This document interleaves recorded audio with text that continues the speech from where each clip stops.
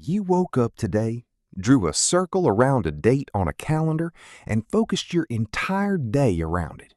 You gathered your family and friends into a single room.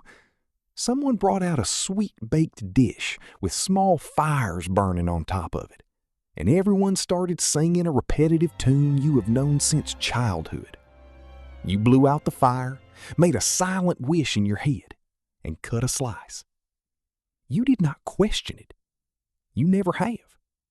It just felt like the natural order of things. But here is what almost no one talks about. Nobody decided this for you based on biology. No doctor wrote it in a prescription. No ancient wisdom descended from the heavens to command it. Celebrating your birthday is not a law of nature. It is a story. And it is one of the most fascinating stories in all of human history. Let us go back, way back. Over 20,000 years ago, humans lived in small hunter-gatherer bands. There were no calendars, no clocks, and no birth certificates. Nobody had any idea what day or even what month they were born. Time was measured purely by the seasons: the freezing winter, the scorching summer, and the migration of animals. The concept of being 1 year older today would have meant nothing to them. Age was not a number. It was your ability to survive, to hunt, and to endure the cold. There were no birthdays because there was no way to measure them, and no reason to link the march of time to an individual. Then something happened that changed everything. Around 5,000 years ago, in ancient Egypt, the pharaohs started something entirely new. But they were not celebrating the day they emerged from their mother's wombs.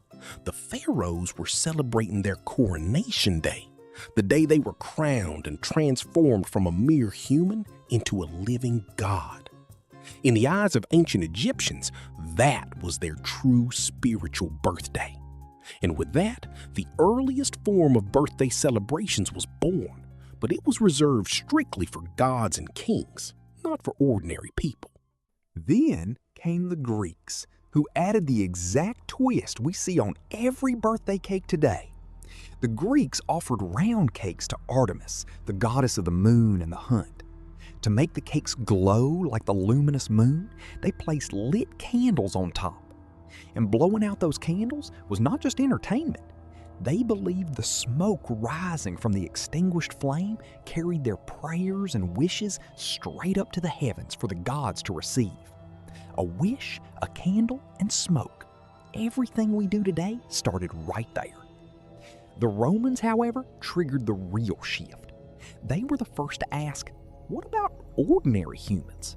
The Romans began celebrating the birthdays of their friends and family, though initially restricted to men. They threw feasts, exchanged gifts, and raised toasts in honor of the birthday person.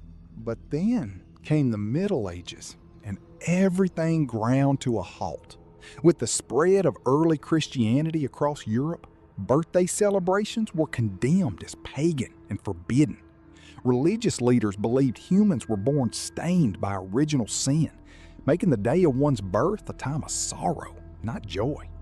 For centuries, personal birthdays were forgotten, replaced by the celebration of saints' days or the day of death, the moment a soul finally entered eternal life. But the story did not end there. In 18th century Germany, a new custom emerged called Kinderfest, or the Children's Festival. Human mindsets were changing. German parents began placing one candle for each year of a child's life on a cake, plus an extra candle representing the light of life and the years ahead. They gathered around the child to protect them from evil spirits and bring them good fortune. Then came the Industrial Revolution in the 19th century, turning this modest tradition into a global phenomenon. Before industrialization, sugar, white flour, and candles were luxury items only the wealthy could afford. But factories made cake and candle production cheap and accessible to everyone. At the same time, governments began issuing birth certificates and meticulously tracking dates. Suddenly, every human being possessed an official record of their birth date. And in 1893, two American teachers composed a simple melody for school children called Good Morning to All. Years later, the lyrics were adapted into the most famous song in human history, Happy Birthday to You. The song became a business, and the celebration turned into a multi-billion-dollar industry of cards, decorations, gifts, and restaurants. Beyond the history and commercialization, does your brain and biology actually need to celebrate birthdays?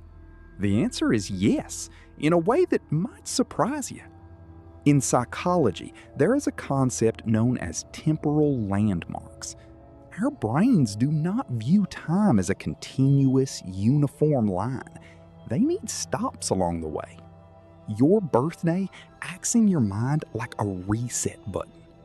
Psychological studies show that on their birthdays, people subconsciously pause to evaluate their lives, set new goals, and become far more capable of making lasting changes or shedding bad habits.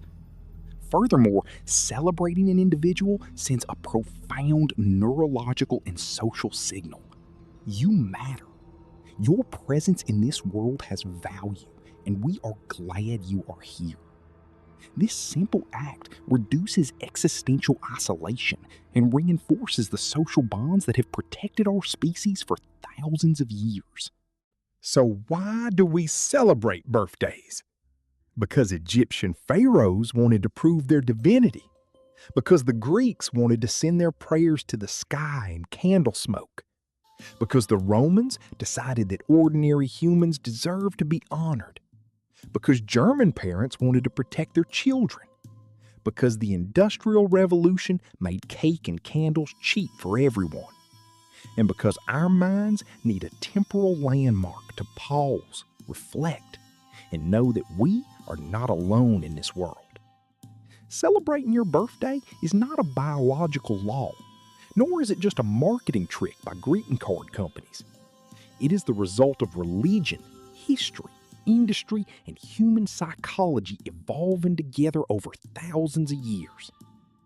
Next time you blow out a candle on a cake and make a wish, you will know exactly why you do it. Behind even the simplest daily traditions lies a story waiting to be told. If you enjoyed uncovering where this one came from, stick around. We're exploring more of these hidden origins every week.